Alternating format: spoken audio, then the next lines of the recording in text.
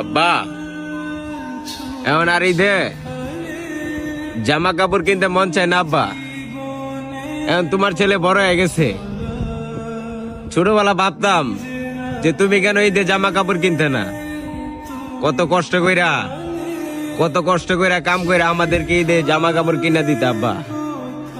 এখন বুঝি আব্বা এই প্রবাস আইসা, এই প্রবাসের সামনে ঈদ আইতাছে, নিজের জন্য কিচ্ছু কিনে নাই আব্বা।